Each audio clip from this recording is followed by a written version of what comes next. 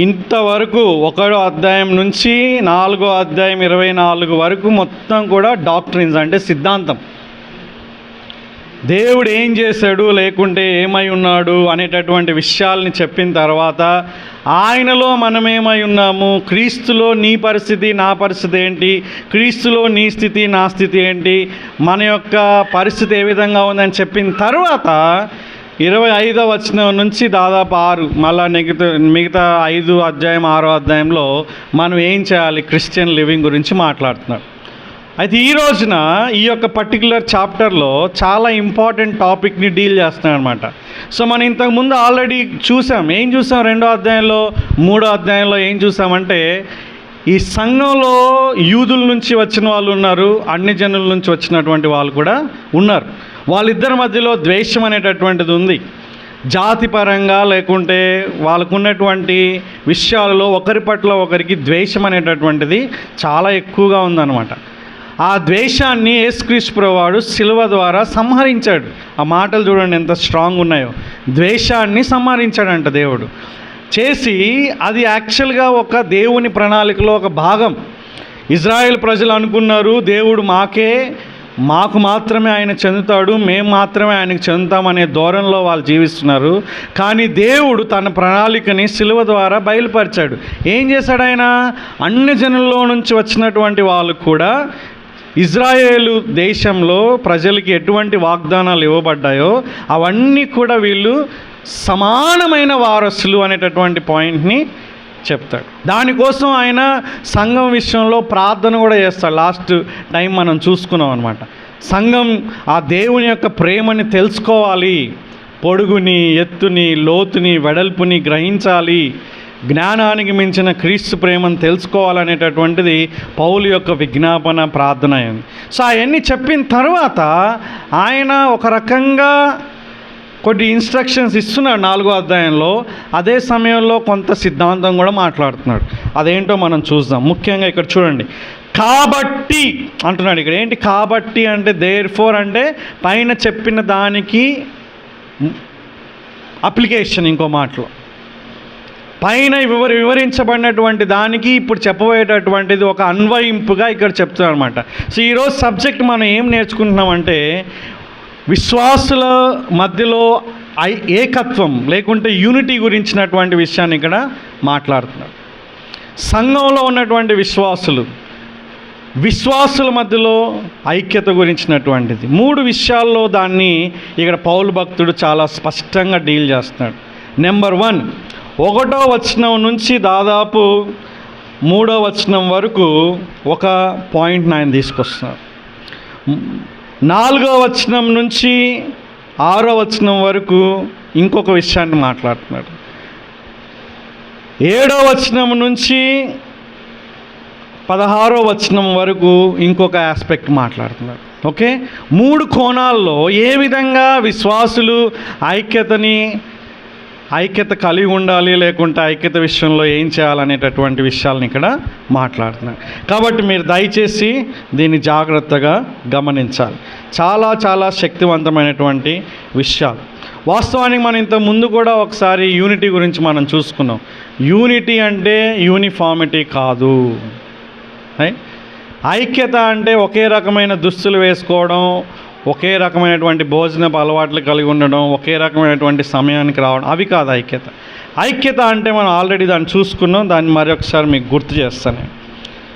మీరు చూడండి, కాబట్టి మీరు అండర్లైన్ దట్ వర్డ్, సమాధానమును బంధం చేత ఆత్మ కలిగించు ఐక్యమును కాపాడుకొనుట యందు శ్రద్ధ కలిగిన వారై అంటున్నాడు ఇక్కడ. అంటే మీరు ఐక్యతతో ఉండండి అనేటటువంటి పాయింట్ కాదు ఇక్కడ.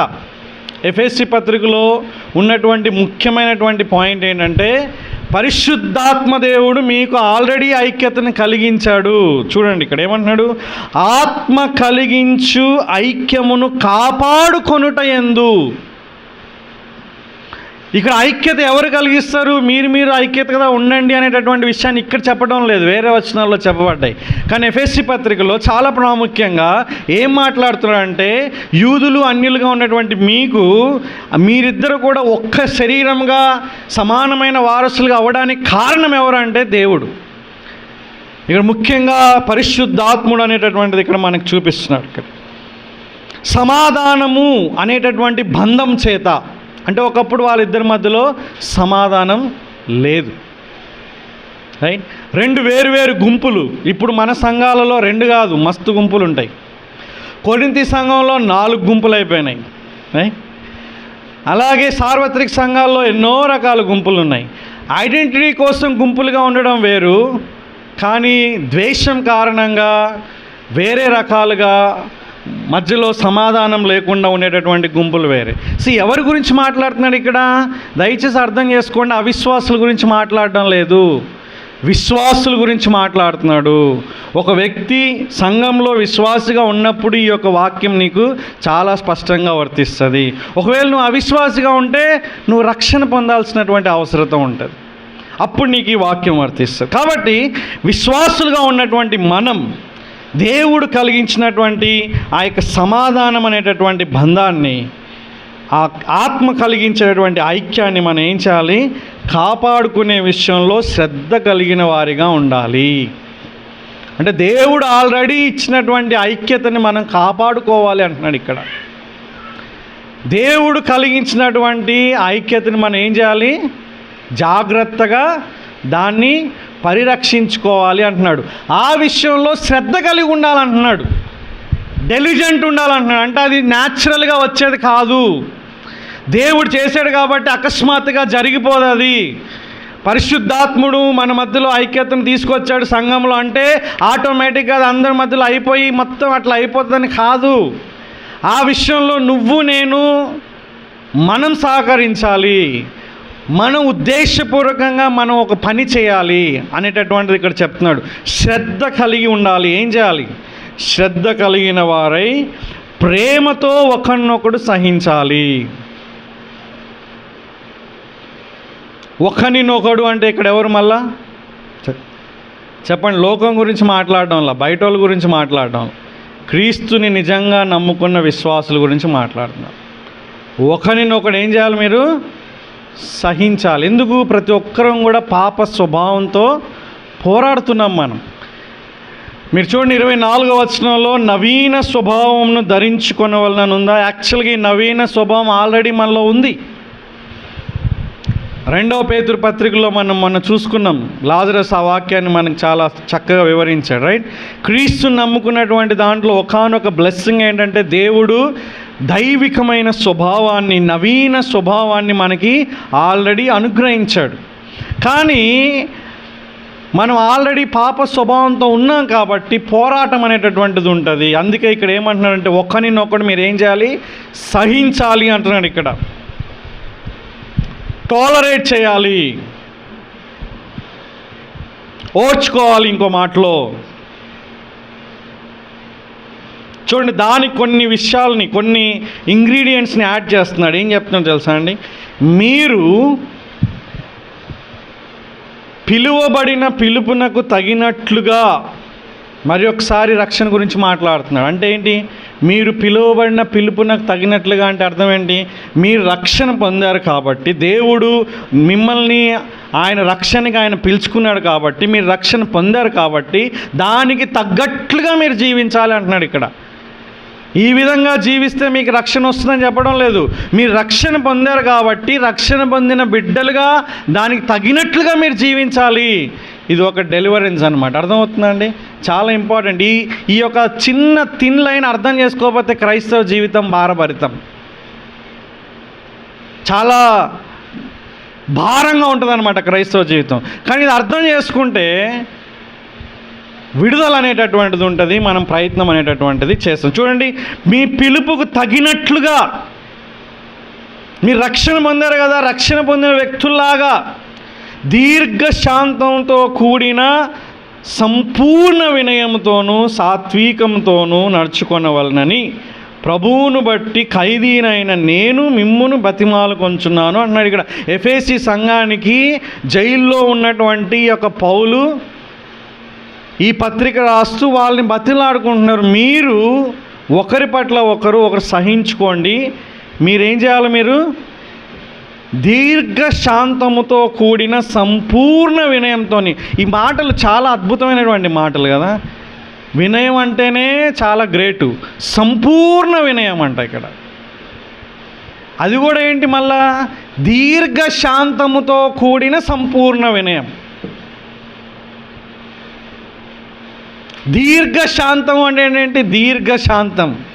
దీర్ఘం అంటే చాలా అని అర్థం. శాంతం అంటేనే చాలా శాంతంగా ఉండడం అన్నమాట.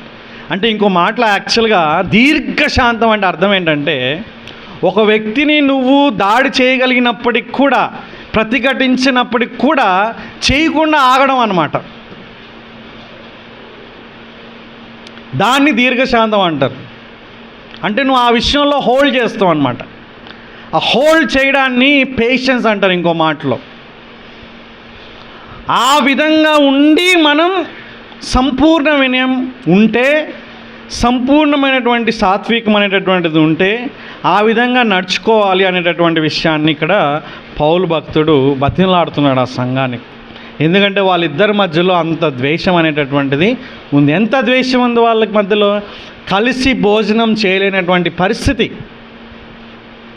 ఒకరి కోసం ఒకరు ఎదురు చూడలేనటువంటి పరిస్థితి, మీరు వేరు మేము వేరు అనేటటువంటి పరిస్థితి, ఒక తేడా అనేటటువంటిది, ఒక వ్యత్యాసం అనేటటువంటిది వాళ్ళ మధ్యలో వాళ్ళే సృష్టించుకున్నారనమాట. కాబట్టి ఇప్పుడు పౌలు వాళ్ళని బతిమలాడుకుంటున్నాడు. ఆల్రెడీ పరిశుద్ధాత్ముడు మీకు ఐక్యాన్ని కలిగించాడు కాబట్టి దాన్ని మీరు కాపాడుకోవాలి. దానికోసం మీకు ఏముండాలి? వినయం ఉండాలి, సాత్వికం ఉండాలి, ఇంకోటి సహించుకోవాలని 3 విషయాలు చెప్తున్నానండి ఇక్కడ. సహించుకోవాలి, వినయంతో నడుచుకోవాలి, సాత్వికంతో నడుచుకోవాలి. మళ్ళీ దానికి యాడ్జెక్టివ్స్ని యాడ్ చేశాడు. ఎట్లా సహించుకోవాలి? ప్రేమతో ఒకరినొకరు సహించుకోవాలి. ఎట్లా నడుచుకోవాలి? సంపూర్ణ వినయంతో నడుచుకోవాలి. ఎట్లా నడుచుకోవాలి? సాత్వికంతో నడుచుకోవాలి అని చెప్తాను.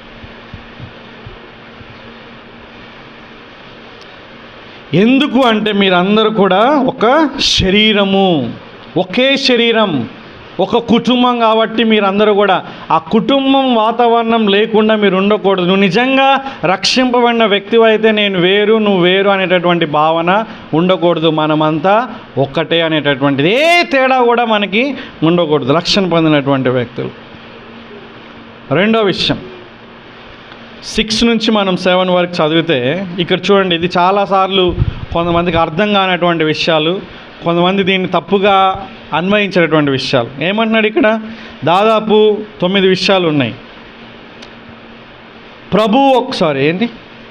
శరీరం ఒక్కటే, ఆత్మయు ఒక్కడే, పిలుపు కూడా ఒక్కటే, నిరీక్షణ ఒక్కటే, ఓకే, పిలుపు ఒక్కటే, ప్రభు ఒక్కడే, విశ్వాసం ఒక్కటే, బాప్తిసం ఒక్కటే, తండ్రి అయినటువంటి దేవుడు కూడా ఒక్కడే అనేటటువంటి విషయాన్ని ఇక్కడ మాట్లాడుతున్నారు.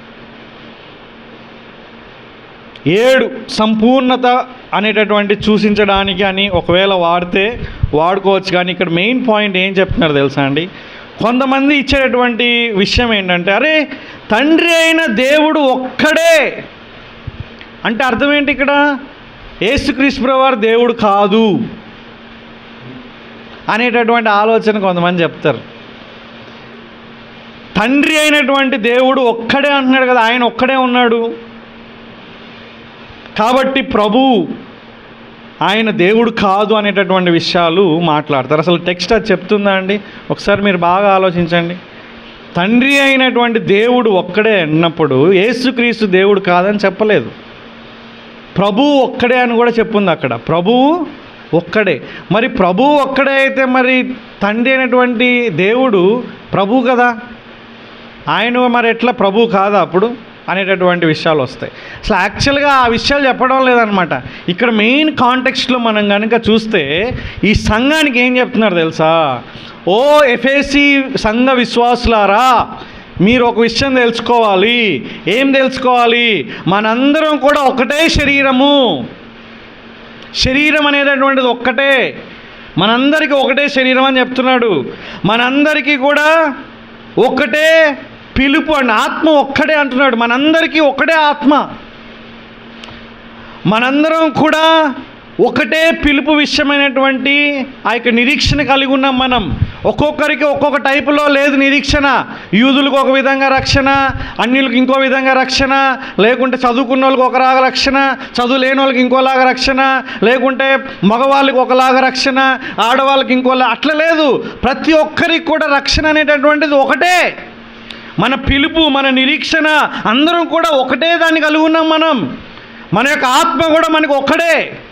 మనకి శరీరం మనం ఒక్కటే మనకి అని చెప్తున్నాడు ఇక్కడ. మనకి ప్రభువు కూడా ఒక్కడే. మనకి విశ్వాసం, మనందరి విశ్వాసం కూడా ఒక్కటే. మన విశ్వాసం, మన నమ్మకాలు ఒక్కటే. మన తండ్రి ఒక్కడే. అర్థమవుతుందా? మన బాప్తీసం కూడా ఒక్కటే అని చెప్తున్నాడు ఇక్కడ. అన్ని విషయాల్లో మనం ఒక్కటై ఉన్నాం.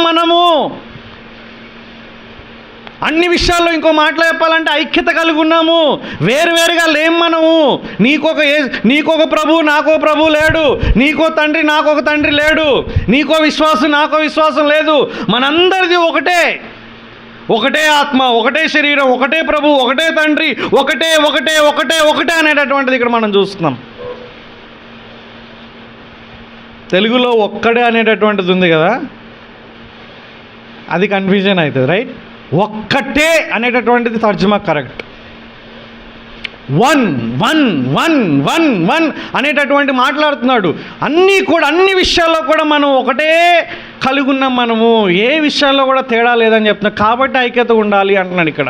అంటే ఆ విషయాలన్నీ చూపించి ఐక్యతగా ఉండడానికి ఈ 7 విషయాలని ఇక్కడ చూపిస్తున్నాడు. దయచేసి అర్థం చేసుకోవాలి. మనందరికీ కూడా తండ్రి ఒక్కడే అంటున్నాడు ఇక్కడ. మనందరికీ ప్రభు ఒక్కడే అంటున్నాడు. బాప్తిజం కూడా ఒక్కటే అంటున్నాడు ఇక్కడ. దీని గురించి కొన్ని భిన్నాభిప్రాయాలు ఉన్నాయి. బాప్టిజం అనేటటువంటి దాని గురించి మీకు డౌట్లు ఉండవు కాబట్టి నేను దాన్ని ముందుకు వెళ్తలేను. ఇప్పుడు ఇంకొక విషయం అన్నమాట. 2 విషయాలు అయిపోయినాయి. ఒకటేం చేస్తున్నాడు ఆయన? ఆల్రెడీ పరిశుద్ధాత్మ దేవుడు కలిగించిన ఐక్యాన్ని మీరు కాపాడుకోవాలి. దానికి కావాల్సినటువంటి క్రైటీరియా చెప్పాడు.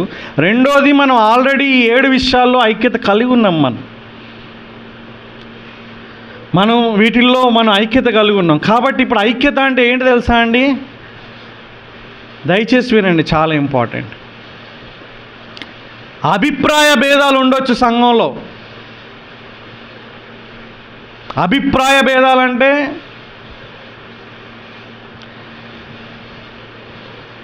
రక్షణకి సంబంధం లేనటువంటి విషయాలలో, అంటే ప్రామాణికమైనటువంటి సిద్ధాంతాలు కాకుండా ఉండేటటువంటి వాటిల్లో అభిప్రాయాలు ఉండొచ్చు అన్నమాట. యేసుక్రీస్తు ప్రభువు వారు శ్రమలకు ముందు వస్తారని కొంతమంది నమ్ముతారు, శ్రమలకి తర్వాత వస్తారని నమ్ముతారు అన్నమాట. ఓకే, దాన్ని ప్రామాణికం కాని సిద్ధాంతాలు అంటారు వాటిని. అట్లాగే ఇప్పుడు మన సంఘంలో ఉండొచ్చు. నేను ముందు వస్తానని చెప్పొచ్చు, మీరు తర్వాత వస్తారని చెప్పొచ్చు. దాంట్లో ఏం ప్రాబ్లం లేదు. కానీ యేసుక్రీస్తు వస్తాడు అనేటటువంటిది ప్రామాణికమైనది. అర్థమవుతుందా? అలాగే త్రియేక దేవుడు అనేటటువంటిది ప్రామాణికమైనది. మనుషులందరూ కూడా పాపాత్ములు అనేటటువంటిది ప్రామాణికమైనది. దేవుడు ఒక్కడే అనేటటువంటిది ప్రామాణికమైనది. సో ఈ విధంగా కొన్ని ప్రామాణికమైనవి ఉన్నాయి. ఆ విషయంలో మనందరం కూడా ఒకటే ఉన్నాము. ఇక్కడ కనుక మనం ఒకటే లేకపోతే అది యూనిటీ కాదని అర్థం. ఈ మధ్యకాలంలో పాస్టర్లు సదస్సుల్లో ఏం జరుగుతుందో తెలుసా అండి? మా మధ్యలోనే ప్రామాణికమైనటువంటి వాటి విషయాల్లో కూడా తేడాలు ఉన్నా సరే మనం ఐక్యతగా ఉండాలి అనేటటువంటి పాయింట్కి వచ్చారు. ఇప్పుడు అది ఐక్యత కాదు. బైబిల్కి సంబంధించినటువంటి ఐక్యత అది కాదు. ఐక్యత అంటే రాజీ పడినటువంటి విషయాలు కొన్ని ఉంటాయి. ఆ విషయాల్లో మనం రాజీ పడకూడదు. ఏ విషయాల్లో రాజీ పడకూడదు? ప్రామాణికమైనటువంటి విషయాల్లో రాజీ పడకూడదు. ఈ 7 విషయాలు కూడా ప్రామాణికమైనవి. దేవుని యొక్క విషయాలు ప్రామాణికమైనవి. బైబిల్ ఒక్కటే అనేటటువంటిది నాకు బైబిల్ ఓకే, మిగతా గ్రంథాలు కూడా ఓకే అంటే అది కరెక్ట్ కాదు. అది ఆ విషయంలో మన ఐక్యత ఉండలేం. కాబట్టి ఒక వ్యక్తి ఐక్యతగా ఉండాలంటే ప్రామాణికమైనటువంటి వాటి విషయంలో మనం ఐక్యతగా ఉండగలం, మిగతా విషయాల్లో వదిలేయాలి. దయచేసి ఆ విషయాలు గమనించాలి మనం, ఓకేనా? మనకి ఇది దేవుడి కంటే ఎక్కువ దయ అవసరం లేదు. కొంతమందికి యేసుక్రీస్తు కంటే ఎక్కువ కనికరం చూపిస్తూ ఉంటారు కొంతమంది. అంటే ఇట్లానే సిద్ధాంతాల విషయంలో వాళ్ళు ఏది నమ్మినా సరే వాళ్ళని ఏం పర్వాలేదులే అని వాళ్ళని చేర్చుకోవడం, పాపంలో కంటిన్యూ అవుతున్నా సరే వాళ్ళని ఏం కాదులే అని చేర్చుకోవడం. వీళ్ళు యేసుక్రీస్తు కంటే ఎక్కువగా కనికరం చూపించేటటువంటి వాళ్ళు. ఎవరైనా విశ్వాసిగా ఉండి కంటిన్యూగా పాపం చేస్తే వాళ్ళకి ఖచ్చితంగా క్రమశిక్షణ అనేటటువంటిది ఇవ్వాలి. అవిశ్వాసులకు ఇవ్వకూడదు, వాళ్ళు ఇంకా రక్షణ పొందలేదు కదా. కానీ విశ్వాసిగా ఉన్నటువంటి వాళ్ళకి ఇవ్వాలి, ఎందుకంటే వాళ్ళకి రక్షణ ఉంది కాబట్టి. మూడో విషయం, ఇది చాలా ఇంపార్టెంట్. ఐక్యత విషయంలో మూడో విషయం ఏం చెప్తుంది బైబిల్? ఐక్యత విషయంలో బైబిల్ ఏం చెప్తుందంటే, సంఘాల్లో ఉన్నటువంటి విశ్వాసుల్ని ఐక్యపరచడానికి దేవుడు నాయకుల్ని ఇచ్చాడు, వాళ్ళ బాధ్యత అది అని చెప్తున్నాడు అన్నమాట. ఇక్కడ చూడండి, ఇక్కడ అయితే 7వ వచనం నుంచి 16వ వచనం వరకు ఆ యొక్క విషయాలు మనకు కనిపిస్తున్నాయి. ఏమంటున్నాడు ఇక్కడ? అయితే మనలో ప్రతి వానికిని క్రీస్తు అనుగ్రహించు వరము యొక్క పరిమాణం చొప్పున, పరిమాణం అంటే ఆ యొక్క సామర్థ్యం, కృప ఇవ్వబడెను. అంటే దేవుడు ఎవరికి ఎంత కృప ఇవ్వాలనుకుంటాడో అంత కృప ఇవ్వబడింది అన్నమాట.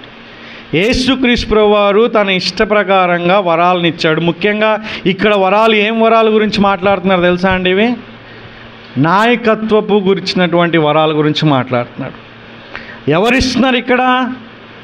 ఇచ్చేటటువంటి వ్యక్తి ఎవరు? యేసుక్రీస్తు ప్రభువారు. సో ఇక్కడ మనం ఒక విషయాన్ని గమనించాలి.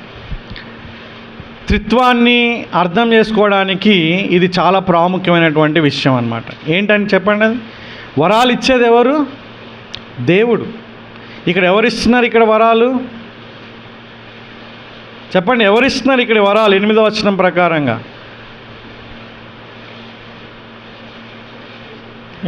మీ బైబిల్లోనే చూసి చెప్పండి, ఎవరిస్తున్నారు వరాలు?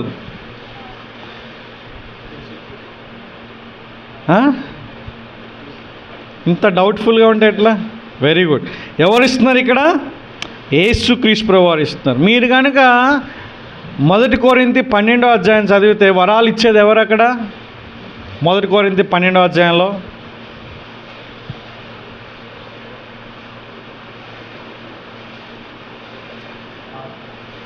పరిశుద్ధాత్ముడు, రైట్? 1 పేతురు 4వ అధ్యాయంలో వరాలు ఇచ్చేది ఎవరు?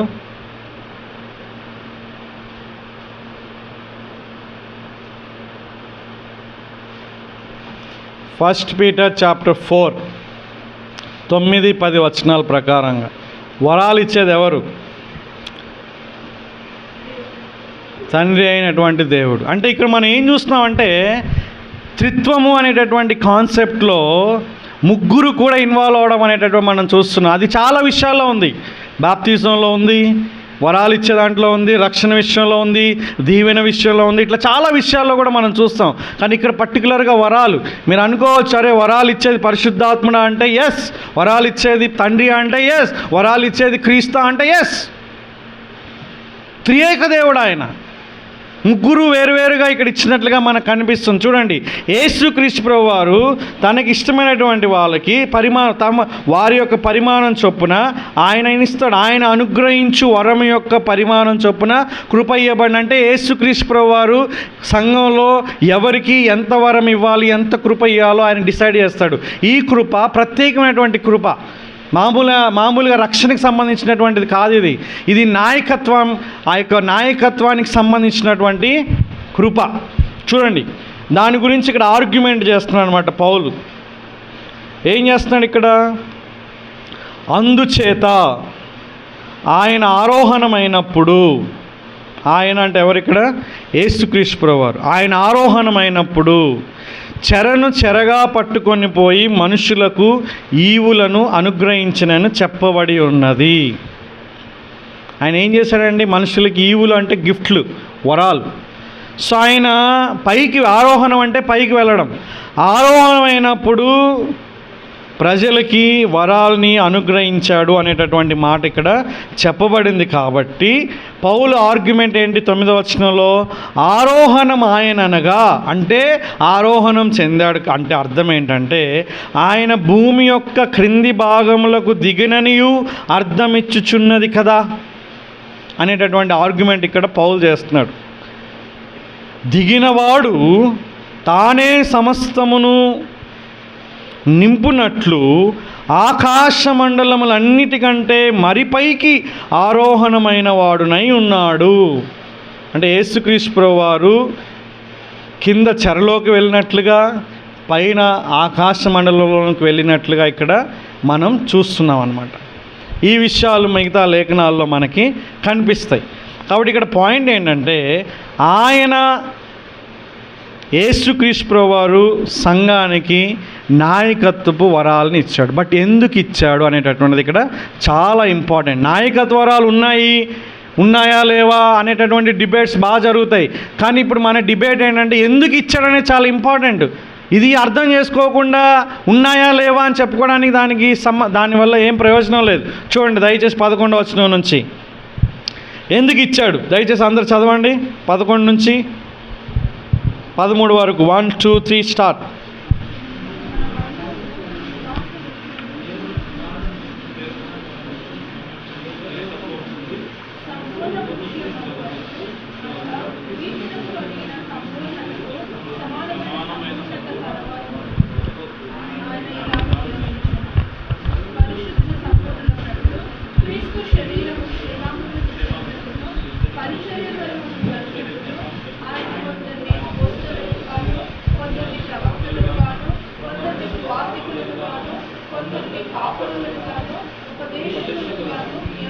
రైట్. ఇది మటుకు చాలామంది చదువుతారు. కొందరిని అపోస్తలులు గాను, కొందరిని ప్రవక్తలను గాను, కొందరిని సువార్థికులను గాను, కొందరిని కాపరులు గాను ఉపదేశాలుగా నియమించడని 5-fold మినిస్ట్రీ 4-fold మినిస్ట్రీ చెప్తాడు. దీంట్లో కొంతమంది ఉన్నాయంటారు, కొంతమంది లేవంటారు. ఓకేనా? ఇప్పుడు ప్రశ్న ఏంటంటే ఎందుకు ఈ నాయకత్వ ఆ యొక్క వరాల్ని దేవుడు ఇక్కడ ఇచ్చాడు అనేటటువంటిదే ప్రశ్న. చూడండి ఎందుకు ఇచ్చాడు అక్కడ స్టార్టింగ్లోనే ఉంది. మనము అన్నప్పుడు ఇక్కడ ఎవరు? మళ్ళా మీరు అంటే విశ్వాసులు, మనము అంటే ఎవరు? ఇక్కడ పౌలు కూడా తాను కలుపుకున్నాడంటే విశ్వాసుల గురించే మాట్లాడుతున్నాడు. ఇక్కడ మనమందరం విశ్వాస విషయంలోనూ దేవుని కుమారుని గూర్చిన జ్ఞాన విషయంలోనూ ఏకత్వం పొంది, అంటే అందరం కూడా ఆ 2 విషయాల్లో ఒక తాటిపైకి వచ్చి సంపూర్ణ పురుషుల మగు వరకు. మళ్ళీ ఇక్కడ పురుషులు అంటే ఎవరండి? ఇక్కడ స్త్రీల పరిస్థితి ఏంటి అనుకుంటాం. సంపూర్ణ మనుషుల అగు వరకు అన్నమాట అర్థం. సంపూర్ణంగా అంతరంగంలో మనం అయ్యే వరకు అంటున్నాడు. ఇప్పుడు మనకు అర్థం కాదు ఏంటి సంపూర్ణ పురుషులు అవ్వడం అంటే ఏంటి, విశ్వాస విషయంలో ఎదగడం అంటే ఏంటి, దేవుని కుమారుని గూర్చిన జ్ఞాన విషయంలో ఎదగడం అంటే ఏంటి అని మనం చాలా ఊహలు ఉండొచ్చు మనకి. ఇక్కడే ఆన్సర్ ఇచ్చేసాడు అనమాట. ఏం చెప్పాడు చెప్పండి? అనగా క్రీస్తునకు కలిగిన సంపూర్ణతకు సమానమైన సంపూర్ణత కలవారమగు వరకు ఆయన ఈలాగు నియమించను. ఇది చాలా చాలా ఇంపార్టెంట్ మాటలు ఇవి, దయచేసి అర్థం చేసుకోవాలి. ఇవి ఏమన్నాడు ఇక్కడ? క్రీస్తునకు కలిగిన, అండర్లైన్ దట్ వర్డ్, క్రీస్తునకు కలిగిన సంపూర్ణతకు సమానమైన సంపూర్ణత కలవారమగు వరకు ఈ నాయకులు ఉంటారు అని చెప్తున్నాడు ఇక్కడ. దానికోసం ఈ నాయకుల్ని పెట్టాడు అని చెప్తున్నాడు ఇక్కడ. కాబట్టి ఈ యొక్క నాయకులు ఎప్పటిదాకా ఉంటారంటే సంఘం క్రీస్తునకు కలిగినటువంటి సంపూర్ణతకి సమానమైనటువంటి సంపూర్ణత వచ్చేంత వరకు. అంటే ఎప్పుడు జరుగుతుంది చెప్పండి? ఇది ఆయన రాకడలోనే జరుగుతుంది. యేసుక్రీస్తు రాకడ వరకు కూడా మనం పరిపక్వత చెందుతూనే ఉంటాము. అంటే ఆయనలాగా సంపూర్ణత మనం కలిగి ఉండాలంటే ఆయన రాకడ వరకు మనకి వెయిట్ చేయాలి. అంటే అప్పటి వరకు కూడా ఈ నాయకుల యొక్క పరిచర్య అనేటటువంటి చాలా ఇంపార్టెంట్. ఆ నాయకులు ఎందుకు ఇవ్వబడ్డారంటే సంఘంలో ఇటువంటి ఐక్యతను తీసుకురావడానికి బోధ చేయాలి, కౌన్సిలింగ్ చేయాలి, ప్రేయర్ చేయాలి. ఇట్లా రకరకాలుగా నాయకులు చేయాల్సినటువంటి పనులు ఉన్నాయి. చాలా ప్రాముఖ్యమైనటువంటి పనులు ఉన్నాయి. నాయకుల పరిచర్య ఇక్కడ ఇవ్వబడింది. ఏంటి నాయకుల పరిచర్య? ఇక్కడ ప్రసంగించడం అనేటటువంటిది కాదు. ఇక్కడ ఎఫెసీ పత్రిక 4వ అధ్యాయంలో నాయకుల పరిచర్య ఏంటి తెలుసా అండి? ప్రసంగించడం కాదు. యాక్చువల్గా అది ఇంక్లూడ్ అవుతుంది. బట్ ఏంటి ముఖ్యంగా ఏంటి తెలుసా అండి? సంఘస్థుల్ని క్రీస్తును కలిగిన సంపూర్ణతకు తీసుకురావడం నాయకుల యొక్క పరిచర్య. విశ్వాస ధర్మం జరగాలి, పరిచర్య ధర్మం జరగాలి. చూడండి, అక్కడ పరిశుద్ధులు సంపూర్ణులు అవ్వాలి, క్రీస్తు క్షేమాభివృద్ధి చెందాలి, పరిచర్య ధర్మం జరగాలి. 3 విషయాలు ఇచ్చినాను ఇక్కడ. చెప్పండి 3 విషయాలు ఏంటి? 4వ వచనంలో పరిశుద్ధులు సంపూర్ణులు అవ్వాలి. 2వ విషయం ఏంటి? క్రీస్తు శరీరం క్షేమాభివృద్ధి చెందాలి. 3వ విషయం ఏంటి? పరిచర్య ధర్మం జరగాలి. ఈ పరిచర్య అనేటటువంటిది ఎక్కడ జరగాలి? విశ్వాసుల జీవితంలో జరగాలి. పరిశుద్ధులు సంపూర్ణులు అవ్వాలి అంటే అర్థం ఏంటి? పరిపక్వతలోకి రావాలి. క్రీస్తు శరీరం క్షేమాభివృద్ధి చెందాలి అంటే ఏంటి? రోజు రోజు కూడా మనందరం ఆత్మీయంగా ఎదగాలి. అప్పటి వరకు కూడా నాయకుల యొక్క పరిచర్య ఇక్కడ చాలా స్పష్టంగా ఇవ్వబడింది. ఇక్కడ పరిచర్య ధర్మము అంటే అర్థమైంది తెలుసా అండి? ప్రతి ఒక్కరికి కూడా దేవుడు కొన్ని వరాలు ఇచ్చాడని మనం ఆల్రెడీ రోమా పత్రికలో చూసుకున్నాం కదా, ఆత్మీయ వరాల విషయంలో. సో ఆ వరాలు మీలో గుర్తించి మీకు బాధ్యతలు ఇచ్చినప్పుడు మీరు దాన్ని చేసి దాంట్లో ఎదగాలని చెప్తున్నాడు ఇక్కడ. మీకు దేవుడిచ్చినటువంటి పరిచర్యను మీరు చేయడానికి సహాయం చేయడమే నాయకుల యొక్క పరిచర్య. వింటున్నారండి? విశ్వాసులకి దేవుడు ఏ వరాన్ని అయితే ఇచ్చాడో ఆ వరంలో ఎదిగేటట్లు చెయ్యడమే నాయకుని యొక్క పరిచర్య. అంటే దాని అర్థం ఏంటంటే ఒక సంఘ నాయకుడు మీ యొక్క జీవితంలో దేవుని యొక్క కృపని గుర్తించి మీరు ఈ పని చేయాలి, ఈ విధంగా ఉండాలని మీకు చెప్పినప్పుడు మీరు దానికి లోబడాలి, ఆ ప్రకారంగా మీరు ఎదగాలి. లేకుంటే మీరు కూడా ఆ విధంగా చేయడం లేదని అర్థం. చెప్పండి అందరూ, పరిచర్య ధర్మం జరగాలి. పరిచర్య ధర్మం జరగాలంటే దేవుడు మీకు ఇచ్చినటువంటి తలాంతుని మీరు ఉపయోగించాలని అర్థం అన్నమాట. ఇంకో మాట, దేవుడు మీకు ఇచ్చిన వరాన్ని మీరు ఉపయోగించాలని అర్థం. దేవుడు మీకు ఇచ్చిన సమయాన్ని మీరు ఉపయోగించాలని అర్థం. కేవలం ప్రేక్షకుల్లా కూర్చుంటే సరిపోదు. దేవుడు నీకు ఏ వరం ఇచ్చాడో అది నువ్వు గుర్తించాలి, ఆ వరాన్ని నువ్వు స్థానబెట్టాలి, అది క్రీస్తు సంఘం కోసం నువ్వు ఉపయోగించాలి. ఆ విధంగా చేయకుండా ఉంటే ఎప్పటికి కూడా పరిపక్వతలోకి రా. ఆ విధంగా వస్తేనే మనం ఏకత్వం పొందుతాము అనేటటువంటి విషయం ఇక్కడ మనకు కనిపిస్తుంది. చూడండి, దేవుని కుమారుని గూర్చిన జ్ఞాన విషయంలో ఏకత్వం పొంది, అంటే ఆ ఏకత్వం మనం పొందాలంటే, అందరం కూడా ఒక తాటిపైకి రావాలంటే మనం ఇవన్నీ కూడా చేయాలని అర్థం అన్నమాట. దానికోసమే సంఘంలో ఇన్ని పరిచర్యల్ని దేవుడు ఇచ్చాడనమాట. చూడండి, నాయకుల్ని ఇచ్చాడు. నాయకులు ఇక్కడ 5 రకాలు ఉన్నారని కొంతమంది అంటారు, 4 రకాలు ఉన్నారని కొంతమంది అంటారు. 5 రకాలు అనే వాళ్ళు ఎందుకంటారంటే ఉపదేశకులు, కాపర్లు అనేటటువంటిది వేరువేరుగా చూస్తారు. కానీ మీరు కనుక మీ యొక్క బైబిల్లో జాగ్రత్తగా గమనిస్తే, తెలుగు బైబిల్లో కూడా అపోస్తుల తర్వాత కామా ఉందా బైబిల్లో? కొంతమంది చూడకుండా తలూపుతున్నారు, బైబిల్ లేకుండా కూడా తలూపుతున్నారు, వాళ్ళు ఇంకా గ్రేట్. రైట్, అపోస్తుల తర్వాత కామా ఉంటుంది, ప్రవక్తల తర్వాత కామా ఉంటుంది, సువార్థికుల తర్వాత కామా ఉంటుంది, కానీ కాపర్లు తర్వాత కామా ఉండదు. ఇంగ్లీష్ బైబిల్లో మీరు చూస్తే అపోస్టల్స్ తర్వాత మరియు అండ్ అనేటటువంటి కంజంక్షన్ వాడతారు. తర్వాత ప్రవక్తల తర్వాత ప్రవక్తలు మరియు సువార్తికులు మరియు కాపరులు మరియు అని ఉండదు అక్కడ. కాపరులు ఉపదేశకులు అనేటటువంటి మాట ఉంది. అంటే దీన్ని బట్టి కొంతమంది ఏమంటారంటే 5-fold మినిస్ట్రీ కాదు 4-fold మినిస్ట్రీ అంటారు. అంటే 4 రకాలైనటువంటి నాయకులు ఉంటారని కొంతమంది నమ్ముతారు.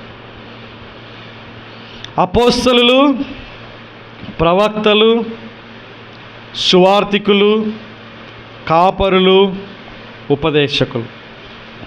వీళ్ళు సంఘంలో ఉన్నటువంటి విశ్వాసుల్ని తర్ఫీదు చేసేవారిగా ఉండాలి. సంఘంలో ఉన్నటువంటి విశ్వాసుల్ని దేవుడు ఆశించిన విధంగా పరిచర్య చేపించేటట్లుగా వీళ్ళు ఉండాలి. దానికోసమే యేసుక్రీస్తు ప్రభువారు వరాలను ఇచ్చాడు. అంటే సంఘం కూడా ఈ విషయంలో సహకరించాలి. ప్రతి విశ్వాసి కూడా సహకరించాలి. నా వల్ల కాదు, నేను ఎప్పుడు చేయలేదు, నాకు భయం వేస్తుంది, తర్వాత చేస్తాను, నేను నెక్స్ట్ చేస్తా అని వాయిదా వేస్తూ ఉన్నారనుకోండి, కంటిన్యూగా వాయిదా వేస్తూనే ఉన్నారనుకోండి, మీరు కూడా ఆ విధంగా ఎదగడం అనేటటువంటిది చాలా కష్టం అనేటటువంటిది మనం తెలుసుకోవాలి. ఓకే, కాబట్టి నాయకులుగా ఉన్నటువంటి 5 రకాల పరిచర్యలు లేకుంటే 4 రకాల పరిచర్యలు సంఘం యొక్క పరిపక్వతకి అవి సహాయం చేయాలన్నమాట. ఓకే, అయితే ఇక్కడ ఒక ప్రశ్న మీకు తలెత్తుతుంది. ఇప్పుడు కాలంలో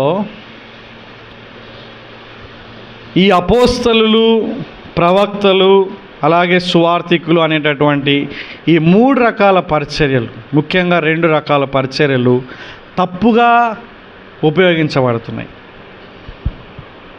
మన దగ్గరలోనే, మన సంఘాల్లోనే, పాశ్చాత్య దేశంలో ఎక్కడ అన్ని చోట్ల కూడా దేవుని వాక్యంలో ఉన్నటువంటి పరిచర్యలా లేవు ఇప్పుడు. అందుకోసం కొంతమంది ఏమంటారంటే అపోస్తలు అనేటటువంటి వాళ్ళు లేరు, ప్రవక్తలు అనేటటువంటి వాళ్ళు లేరు అనేటటువంటి ఒక కంక్లూజన్కి వచ్చేసారు. ఏమంటున్నారు? అపోస్తలు లేరు, ప్రవక్తలు కూడా లేరు. ఎందుకు లేరు? ఆర్గ్యుమెంట్ ఏంటి? ఎందుకు లేరంటే సరిగ్గా వాడడం లేదు, తప్పుగా వాడుతున్నారు అన్నమాట. ఇప్పుడు ప్రవక్తలు ఏం చేస్తున్నారు? ఇప్పుడు జ్యోతిష్కం చెప్తున్నారు. చేతులు చూసి చెప్తారు కదా, చిలక జ్యోతిష్కం, అట్లా చెప్తున్నారు అన్నమాట. సో బైబిల్లో అట్లాంటి జ్యోతిష్కాలు ఎక్కడ కూడా లేవు. కానీ ఇప్పుడు ప్రవక్తలు అటువంటి పనులు చేస్తున్నారు. అపోస్తలు కూడా లేరు. ఎందుకు లేరు అంటున్నారంటే వాళ్ళు అపోస్తల ద్వారా చాలా అద్భుతాలు జరిగినాయి, సూచక్రియలు జరిగినాయి, దేవుడు అనేకమైనటువంటి క్రియలు చేశాడు. కాబట్టి ఇప్పుడు జరగడం లేదు కాబట్టి లేవు అనేటటువంటిది కొంతమంది యొక్క వాదన.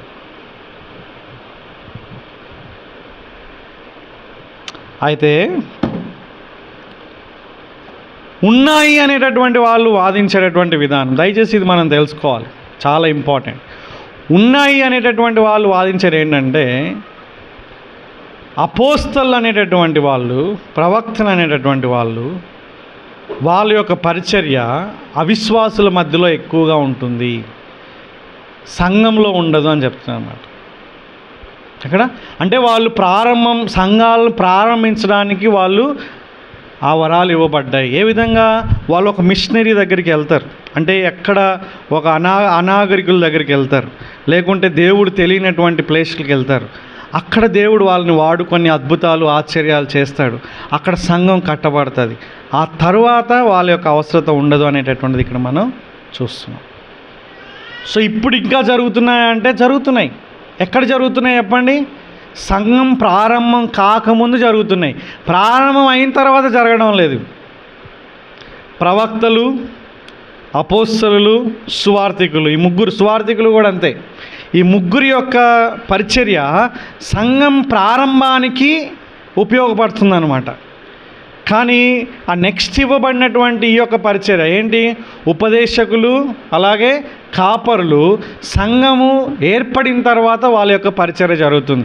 ఇప్పుడు చూడండి, సంఘంలో ఎవరు ఉంటున్నారు ఎక్కువగా? సంఘంలో పాస్టర్లు, బోధకులు ఉంటున్నారు. వీళ్ళే అవసరం. మళ్ళా మీకు సువార్త చెప్పాల్సిన అవసరం లేదు కదా. అంటే బేసిక్ గాస్పల్ గురించి మీకు ఏం కావాలి? బోధ అనేటటువంటిది కావాలి. మీకు ఏం కావాలి సంఘానికి ఇక్కడ అనేటటువంటిది ఒక వాదన, ఒక ఆలోచన. అది చూస్తే కరెక్టే అనిపిస్తుంది. మీరు కనుక 1 తిమోతి పత్రిక 3వ అధ్యాయం చూస్తే, ఇంటికి వెళ్ళినాక చూడండి, సంఘ నాయకుడు, ముఖ్యంగా సంఘ పెద్ద పాస్టర్ ఎటువంటి లక్షణాలు ఉండాలో అక్కడ ఇవ్వబడ్డాయి. అపోస్తలులకు ఉన్న లక్షణాలు, అపోస్తలు ఉంటే ఎట్లుండాలి అనే లక్షణాలు ఇవ్వబడలేదు. ప్రవక్త ఎట్లుండాలి లక్షణాలు అనేటటువంటిది ఇవ్వబడలేదు. సువార్తిని లక్షణాలు ఇవ్వబడలేదు. ముఖ్యంగా కాపర్ అనేవాడు ఎవరైనా అవ్వాలంటే వాళ్ళ లక్షణాలు ఇవ్వబడ్డాయి. 1 తిమోతి 3వ అధ్యాయం 1వ వచనం నుంచి. ఎవరైనా సరే కాపరిగా ఉండాలనుకుంటే, ఎవరైనా అధ్యక్షుడిగా ఉండాలనుకుంటే, ఎవరైనా సరే బిషప్గా ఉండాలనుకుంటే, ఎవరైనా సరే ఈ విధంగా ఉండాలనుకుంటే వాళ్ళకి ఏం లక్షణాలు ఉండాలి? చాలా లక్షణాలు అక్కడ ఉన్నాయన్నమాట. సో అపోస్తలుల గురించినటువంటి లక్షణాలు లేవు, ప్రవక్త గురించిన లక్షణాలు లేవు, తర్వాత సువార్థికుని గురించిన లక్షణాలు లేవు. ఈ యొక్క కాపరికే బోధించేటటువంటి వరం కూడా ఉండాలి. అందుకే ఏమంటారంటే కాపర్ అనేటటువంటి వాడు ఖచ్చితంగా బోధించగలగాలి. బైబిల్ ఏముంటుందో తెలుసా అండి? బోధింప తగిన వాడుగా ఉండాలి. అంటే ప్రతి ఒక్క సంఘ కాపరి, నువ్వు కనుక ఫ్యూచర్లో నువ్వు మినిస్ట్రీ చేయాలనుకుంటే, సంఘం అనేటటువంటి పరిచర్య నువ్వు చేయాలనుకుంటే, వింటున్నారా, ఖచ్చితంగా బోధించేటటువంటి సామర్థ్యం నీకు ఉండాలి. బోధించే సామర్థ్యం లేకుండా, లక్షణాలు లేకుండా ఒక వ్యక్తి పాస్టర్గా అన్ఫిట్ అవుతాడు. కానీ అపోస్తులుగా ఉండాలంటే అది దేవుడు ఎవరినైనా వాడుకుంటాడు. సువార్థికుడిగా దేవుడు ఎవరినైనా, అంటే సంఘం ప్రారంభానికి ఇవన్నీ కూడా అవసరం అని చెప్తున్నాడు అక్కడ. సో ఈ 3 పరిచర్యలు, రైట్. సో ఇదొక ఆలోచన. ఇప్పుడు సంఘంలో కూడా అపోస్తులు ఉన్నారు అంటారు కొంతమంది, సంఘంలో కూడా ప్రవక్తలు ఉన్నారు, సంఘంలో కూడా సువార్థికులు ఉన్నారు అంటారు. సో వాస్తవానికి అది చాలా కనుక్కోవడం చాలా కష్టం, right. What ever it is, point ఏంటంటే నాయకుల యొక్క బాధ్యత ఇక్కడ ఇవ్వబడింది, చాలా ఇంపార్టెంట్. భవిష్యత్తులో మీరు ఎవరైనా సరే సంఘ పరిచర్య చేయాలనుకుంటే నీ బాధ్యత, నా బాధ్యత ఏంటంటే సంఘంలో ఉన్నటువంటి విశ్వాసుల్ని పరిచర్య ధర్మం జరిగేటట్లుగా తర్ఫీదు ఇవ్వాలి. కాబట్టి మీరు విశ్వాసులుగా మీరు చేయాల్సినటువంటి బాధ్యత ఏంటంటే దానికి సహకరించాలి. అప్పుడేం జరుగుతుంది? రిజల్ట్. ఇప్పుడు ఏం చెప్తున్నానంటే ఆ విధంగా ఉంటే మనం కనుక ఆత్మ కలిగించే ఐక్యాన్ని కాపాడుకున్నప్పుడు, రైట్, నాయకులు ఇచ్చినటువంటి పరిచర్య విషయంలో సహకరించినప్పుడు ఏం జరుగుతుంది విశ్వాసుల్లో? ఇక్కడ ఉందన్నమాట. చూడండి, అందువలన 14వ వచనం, అందువలన మనం ఇక మీదట, మనము అన్నప్పుడు ఇక్కడ ఎవరు? విశ్వాసుల గురించి మాట్లాడుతున్నారు. మనం ఇక మీదట పసిపిల్లలమై ఉండి, పిల్లలంటేనే, పసిపిల్లలంటే మరీ చిన్నపిల్లలు, రైట్. అంటే జ్ఞానం విషయంలో పసిపిల్లలుగా ఉండకూడదు, శిశువుల్లాగా ఉండకూడదు, మనం అమాయకులుగా ఉండకూడదు. మనుష్యుల మాయోపాయముల చేత, వంచనతోనూ, తప్పు మార్గమునకు లాగు కుయుక్తితోనూ, గాలికి కొట్టుకొని పోనట్లు కల్పింపబడిన ప్రతి ఉపదేశమునకు ఇటు అటు కొట్టుకొని పోవచ్చు, అలల చేత ఎగురగొట్టబడిన వారమైనట్లుండక అంటున్నాడు ఇక్కడ. అంటే ఏంటంటే సంఘం కనుక క్రీస్తు యొక్క స్వరూపంలోకి ఎదగకపోతే, అంటే దేవుని వాక్యంలో ఎదగకపోతే, నాయకులు బోధించేటటువంటి బోధ విషయంలో జాగ్రత్త కలిగి ఉండకపోతే, వాక్యం విషయంలో చురుగ్గా లేకపోతే ఎక్కడ పడితే అక్కడ కొట్టుకోబోతారని చెప్తున్నాను అనమాట. ఇంకో మాటలు టీవీలో చూసి అది కరెక్ట్ అని అటు వెళ్ళిపోతాం అనమాట, వేరే మాటలు విని అది కరెక్ట్ అని అటు వెళ్ళిపోతాం అనమాట, ఎగ్జామిన్ చేయం మనం. అట్లా అయిపోతుందని చెప్తున్నాడు ఇక్కడ. ఆ విధంగా ఉండకూడదని చెప్తున్నాడు. ఇప్పుడున్నటువంటి జనరేషన్ ఇంకా చాలా ప్రమాదంలో ఉన్నారు. యూట్యూబ్లో షార్ట్స్, రైట్, తర్వాత టీవీల్లో అనేకమైనటువంటి తప్పుడు బోధలు ఉన్నాయి. కొన్నిసార్లు గుర్తించడం కూడా కష్టం. వాళ్ళ యొక్క పాటలు చాలా అద్భుతంగా ఉంటాయి. అది చాలా చాలా ఏమంటారు, కుయుక్తి కానీ, అంటే వాళ్ళు తెలియజేస్తున్నారో మనకు తెలియదు. ఎందుకంటే కొంతమంది తెలియక చేయొచ్చు, కొంతమంది తెలిసి చేస్తారు. అబద్ధ బోధకులు అయితే తెలిసి చేస్తారు. కొంతమంది తెలియక అటువంటి దాంట్లో పడిపోతారు. కాబట్టి అట్లాంటి బోధనలు ఉన్నప్పుడు, ఆకర్షణంగా ఉన్నప్పుడు నువ్వు కొట్టుకొని పోయేటటువంటి అవకాశం ఉంది. కాబట్టి ఏం చూస్తున్నావో నువ్వు జాగ్రత్త కలిగి ఉండాలి. ఏ యొక్క వ్యక్తిని నువ్వు ఫాలో అవుతున్నావో నువ్వు జాగ్రత్త కలిగి ఉండాలి. వాక్యం ప్రకారంగా చెప్తున్నాడా లేదా, అది ఎవరైనా సరే వాక్యంలో ఉందా లేదా పరిశీలన చేసేటటువంటి జాగ్రత్తను కలిగి ఉండాలి. వాళ్ళు చెప్పింది అట్లానే నువ్వు తీసుకోకూడదు. నువ్వు ఎక్కడ విన్నా సరే, ఏం విన్నా సరే, ఇప్పుడు వింటున్న వాక్యం కూడా బైబిల్లో ఉందా లేదా అని పరిశీలన చేయాలి. నువ్వు ఎవ్వరు చెప్పినా సరే పరిశీలన చేయడం నీ బాధ్యత, నా బాధ్యత, మన బాధ్యత. రేపు పొద్దున్న దేవునికి నువ్వే లెక్క అప్పగించాలి. కాబట్టి ఈ విషయంలో మనం చాలా జాగ్రత్త ఉండాలి. అర్థమవుతుందా అండి? అటు ఇటు మనం కొట్టుకొని పోకూడదు అనేటటువంటి విషయాన్ని ఇక్కడ, కొట్టుకొని పోతారు, ఆ విధంగా మనం ఉండొద్దు అనేటటువంటి విషయాన్ని ఇక్కడ చెప్తున్నారు. గాలి చేత, అలల చేత కొట్టుకొని పోయేటటువంటి పరిస్థితి మనకు ఉంటుంది అనేటటువంటి విషయాన్ని ఇక్కడ చెప్తున్నారు. ఏం చేయాలండి ఆ విధంగా ఉండకుండా? ప్రేమ కలిగి సత్యం చెప్పుచు క్రీస్తు వలె ఉండుటకు మనం అన్ని విషయాలలో ఎదుగుదాము. అంటే ముఖ్యంగా దేవుని యొక్క ప్రణాళిక ఏంటి? ప్రతి ఒక్కరి జీవితంలో, ఇక్కడ ఉన్నటువంటి మనందరి జీవితంలో కూడా దేవుని ప్రణాళిక ఏంటంటే మనందరం కూడా క్రీస్తు లాగా మారాలి. అది దేవుని యొక్క ఉన్నతమైనటువంటి ప్రణాళిక. చూడండి, ఇదే వాక్య భాగంలో పై వచనాల్లో కూడా అదే ఉంది. మనకి 12వ వచనంలో ఏమనుందండి? దేవుని కుమారుని గూర్చిన జ్ఞాన విషయంలో అని ఉందన్నమాట. అదే 12వ వచనంలో కింద వచ్చినప్పుడు క్రీస్తునకు కలిగిన సంపూర్ణతకు సమానమైన సంపూర్ణత కలవారమగు వరకు అంటారు. కాబట్టి ఇప్పుడు క్రీస్తులాగా ఉండడానికి మనం అన్ని విషయాల్లో కూడా ఎదుగుదాము అంటున్నాడు ఇక్కడ. ఇదే ఆజ్ఞని యోహాను గ్రంథకర్త కూడా మాట్లాడతాడు. ఆయన నడిచినట్లుగా మనం కూడా నడవాలని చెప్తున్నాడు. ఇదే విషయాన్ని రోమా పత్రికలో పౌలు మళ్ళా మాట్లాడతాడు. దేవుని యొక్క నిత్య సంకల్పం ఏంటి? ఆయన కుమారుని యొక్క పోలికలో మనందరం కూడా రావాలి. సో అల్టిమేట్గా ఇదే గోల్. ఇప్పుడు నాయకులు ఉండడానికి కూడా కారణం అదే అని చెప్తున్నాడు ఇక్కడ. కాబట్టి ఆ విషయంలో మనం ఎదగాలి అనేటటువంటి విషయాన్ని చెప్తున్నాడు. ఒక ఎగ్జాంపుల్ కూడా ఇస్తున్నాడు అనమాట. ఏం చెప్తున్నాడు చూడండి, అందరం ఎదిగితే ఏం జరుగుతుందో చెప్తున్నాడు ఇక్కడ. 16వ వచనం, ఆయన శిరస్సై ఉన్నాడు, అంటే యేసుక్రీస్తు ప్రభువారు.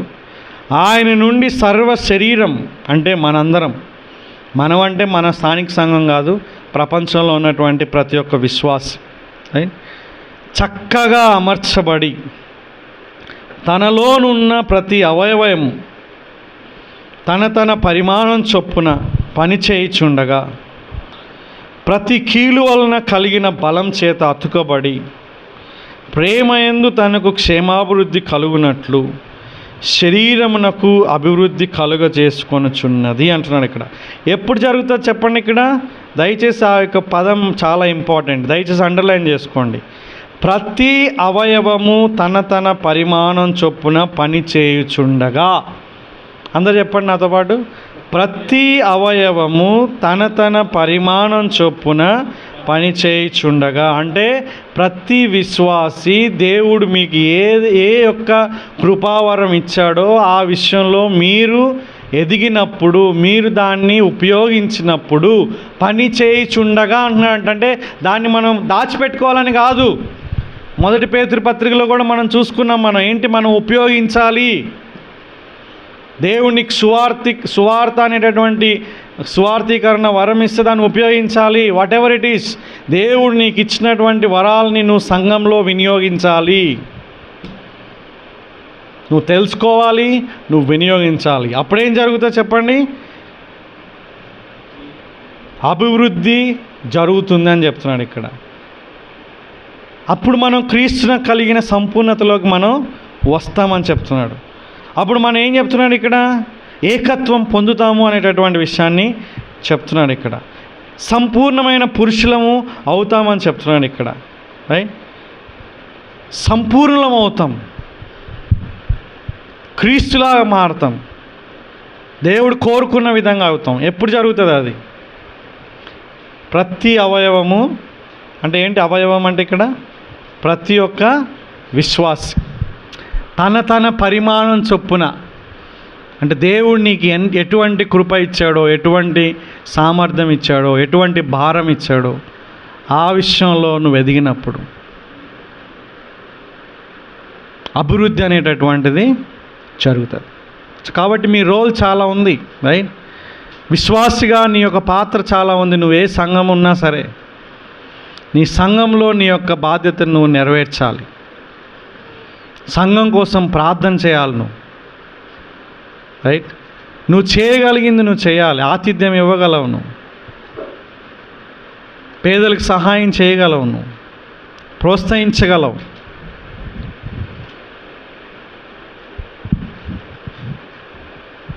సువార్త చెప్పగలవు. రైట్? చాలా ఉన్నాయి నువ్వు చేయగలిగినవి. వాక్యం ఇతరులకి నువ్వు చదివి వినిపించవచ్చు. రైట్? నువ్వు చేయగలిగినటువంటి విషయాలు చాలా ఉన్నాయి. నువ్వేం చేయగలవో దానిపైన నువ్వు మనసు పెట్టు. రైట్? సో అప్పుడు చాలా మంచిది. దయచేసి మనం కళ్ళు మూసుకొని ప్రార్థన చేసుకున్నాం. ప్రభువా, యొక్క సమయంలో మీకు వందనాలు చెల్లిస్తున్నాం. మీరు కలిగించేటటువంటి ఐక్యతను అయినా మేము కాపాడుకోవాలి.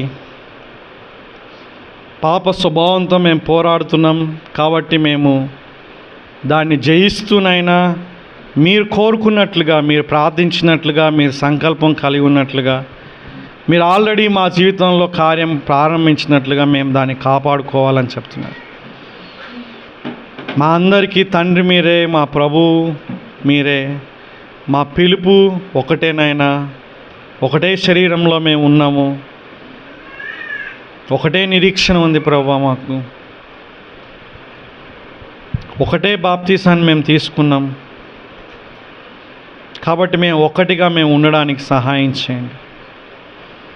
అలాగే నాయకులుగా విశ్వాసుల్ని ఆ విషయంలోనైనా సిద్ధపరచడానికి మీరు కృప చూపించండి. విశ్వాసులు కూడా ఈ విషయంలో సహకరించడానికి మీరు కృప చూపించండి. ప్రతి అవయవం కూడానైనా, ప్రతి విశ్వాసి కూడా తమ పరిమాణం చొప్పున పనిచేయడానికి కృప చూపించండి. అటువంటి కృప మీరు మాకు అనుగ్రహించమని యేసుక్రీస్తు నామంలో ఈ యొక్క ప్రార్థన చేస్తున్నాం.